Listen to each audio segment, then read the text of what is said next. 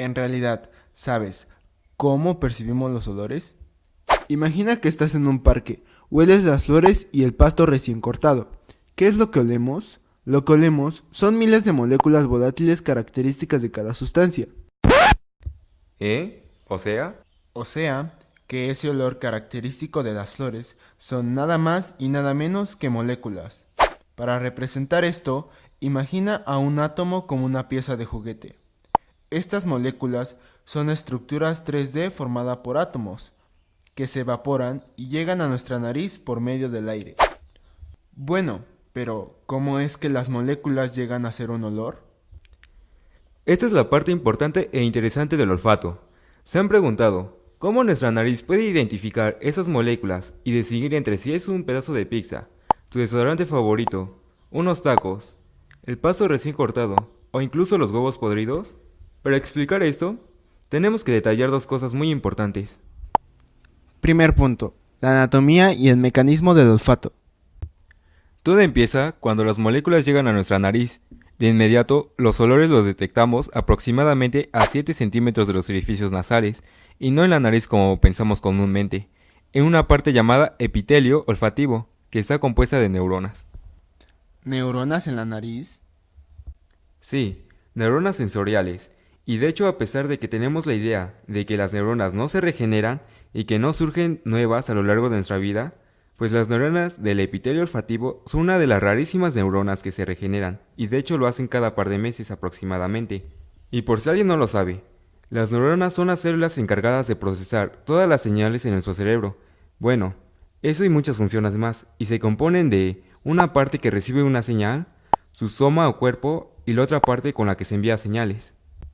Bueno, una vez llegando estas moléculas con el aire a nuestra cavidad nasal, son reconocidas por los receptores de nuestras neuronas y se lleva a cabo el reconocimiento de nuestra molécula. ¿Y qué es un receptor? Es aquí donde surge nuestro segundo punto. ¿Cómo las neuronas saben a qué huele algo?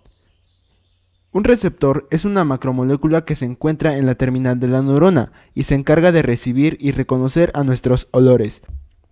Funcionan por medio de un complejo reconocimiento estructural, como el de una llave y su cerradura, nada más que en este caso es mucho más complejo por su tamaño y más preciso.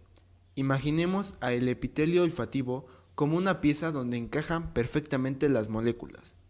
A cada molécula corresponde un solo tipo de receptor. Un receptor no reconocerá a una molécula que no sea la suya. Lo anterior servía hasta que nos preguntamos, ¿hay un receptor para cada olor que existe? Se ha demostrado por Linda Book y Richard Axel que tenemos 350 tipos de receptores diferentes. Esto les otorgó un premio Nobel en 2004. Si solo existen muy pocos receptores, ¿cómo es que podemos recordar hasta 1000 olores diferentes y reconocer hasta 10.000? Aclararon que un solo tipo de molécula fragante puede interactuar con más de un tipo de receptor con estructura similar, y entonces esa molécula se adapta a dos receptores. O sea que los receptores no son específicos solo con su molécula. Entonces, cuando olemos una molécula de comida, basura o perfume, es porque se debe a la combinación de receptores. Las moléculas son reconocidas por los receptores de las neuronas olfativas, convirtiéndose en señales electroquímicas, o sea, en pequeñísimos impulsos de electricidad. Los impulsos se agrupan en una especie de estación de señales de un solo mismo tipo de receptor. Si la cantidad de señales no es suficiente, no mandarán otro impulso eléctrico a la siguiente neurona del cerebro para que la podamos identificar. Una vez explicado esto, tenemos que mencionar algo que ha consternado al mundo, lo que propuso el biofísico Luca Turing en 1996, y es aquí donde todo lo anterior pierde sentido. Lo que les hemos mencionado antes es la teoría estándar, y a eso Luca Turing le encontró un error. Cuando él comparó la molécula de un huevo podrido y el olor a pasto, tiene una estructura tan parecida que la teoría estándar diría que es algo que huele igual, pero en realidad huelen muy diferente. Cuando él comparó ambas moléculas, encontró que su estructura era muy idéntica, pero tenía algo diferente. Las moléculas emitían diferente vibración, así que sospechó que las vibraciones causaban el olor. Entonces, él basándose en la vibración, también descubrió que las moléculas de diferente estructura huelen a lo mismo. Aún faltan muchas cosas por aclarar y descubrir. En la actualidad no podemos concluir si olemos por estructura molecular o por vibración molecular.